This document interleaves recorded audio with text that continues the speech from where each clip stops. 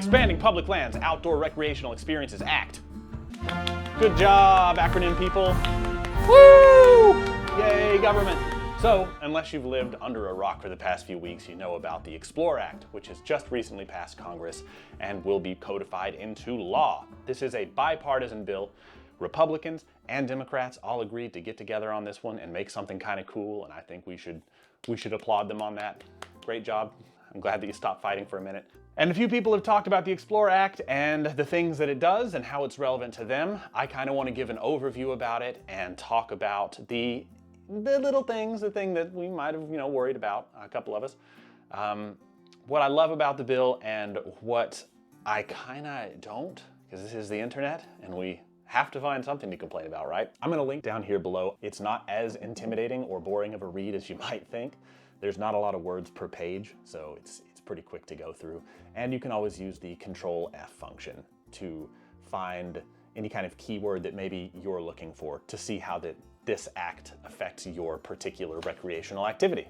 So the Explore Act is a really cool piece of legislation. Basically, it's a buff across the board for outdoor recreation. Pretty much every single field, whether it's hiking, climbing, backpacking, you name it, and it is covered in this act. There's going to be an increase in access across the board, and I think that it's a net win for all of us. Good job, government. Woo! Never thought I'd say those words. So one of the big unexpected ones here is protection for rock climbers. Now I thought this was really cool because there have been organizations trying to remove fixed bolts from popular climbing locations for a while now. It essentially says, hey, these things are here to stay. So it's really cool to see the government stepping in and saying, no, this is legit and we're keeping it. One thing that people worried about a little bit, including myself, was the addition of long distance mountain bike trails, because I feared that what they were going to do was open up some of the long distance hiking trails to mountain bikers, which sounds cool, but I don't think everybody in Congress knows how fast us mountain bikers like to go, because I do bike. I'm with it. What they're gonna do is they're gonna get together and create these trails and do so in a way to reduce conflict between mountain bikers and hikers. So everybody's gonna have their own separate little space to do their thing, which I think is awesome. We're also gonna see an increase in funding dollars in volunteer trail services. And now you might say, well, they're volunteer trail services. Why do they need funding dollars? And that's because what they're gonna do is they're going to provide amenities for people who volunteer for the trail. So we're talking travel, food, maybe accommodations, things like that, which just make it a little more doable to volunteer large amounts of time to these organizations that are dedicated to keeping our trails nice and pristine. Another thing that this act is going to do is it's going to make the permitting process much, much easier. So permits have kind of been difficult, especially when it comes to things like the America the Beautiful Pass. What this is going to do is it's going to create online solutions for these permits to make it easier to get your permit online. Permits are kind of difficult, they're confusing. This is going to streamline the process and make it much simpler for us to get out there. It's also really going to benefit outfitters and guide services as well. So if you're a guide service, you have to apply for special permits. There's a lot of insurance costs there. This act is going to lower that, and it's going to make it easier and less expensive for guide companies to get out there and do their thing. They're also going to allot more money for improving infrastructure around campsites. So this is going to be Wi-Fi, which I don't always need the internet when I'm out there, but if you want it, maybe you'll have more access to it.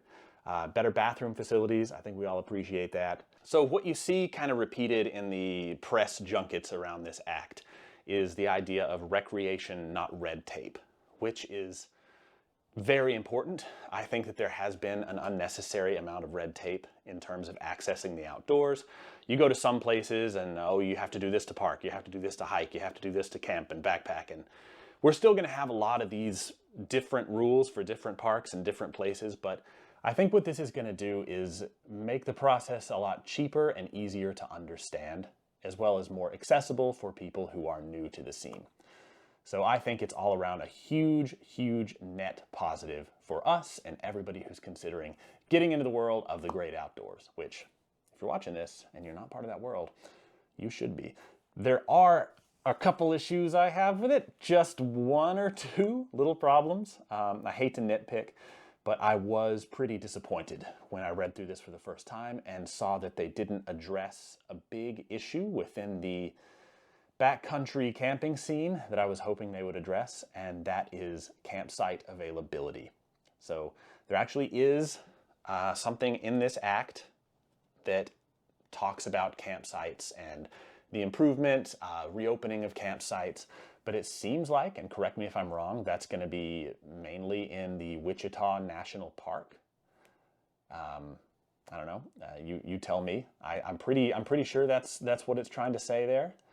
So it's not going to be across the country, and it doesn't seem to be any kind of sweeping legislative change regarding backcountry camping and the ease in which we can do it. So I'll give you my backstory really quick. I grew up on the Appalachian Trail, not on it, but very near it. And I was very spoiled growing up because I could essentially just jump on the trail and camp wherever I wanted to. There are spots where, you know, the ground is laid bare a little bit from where people have been camping in these spots. So those are the ones you want to go for, but the idea behind just being able to hit the trail and camp out wherever is really cool. And I wish there were more locations where camping like this was permitted. And there's not a lot. You might be in an area where camping is easy, but there are camping deserts in this country where it's really hard to find a place to camp, much less backcountry camp. And that's an issue that I wish that they would address in this document. So I was talking to a park ranger, so this may be a little bit of hearsay, but we were chatting about this, and he kind of had the same issues, and he gave me his explanation, which to me makes a lot of sense. Basically, he told me that there's a bit of a war on homelessness in this country, which we know about that. And what states have done is they've outlawed camping. See those? And it's basically just a precedent to sweep people who are living in tents away, because that's the terminology that would be used to describe homelessness, is camping. And that's made it very difficult for people who want to get out in the woods and camp, because these new laws have come through and they've said, oh, camping is only allowed in designated spaces, and the spaces to camp just aren't being designated. So sometimes you've got to drive 2-3 hours before you can find a place to do some proper backcountry camping. And I'm not talking about, you know, camping off the side of a trail that's a few miles long. I mean, really getting off into the wilderness and camping, which is my favorite thing to do. So that's a bit of a bummer. I wish they would address that. I wish that we could see more backcountry camping in this country. I think that's the ultimate way to experience camping. I love it, and I want to do it more. So that's really my only beef with this. Other than that, huge net positive, really good news for us, really good news for anybody who wants to get into the field. And if you want to read through the document, again, I'll link it down here, and you can skim through all 140 pages of it. It's a good read. Anyways, I'm Mike with Backpacking TV, and I will catch you all later.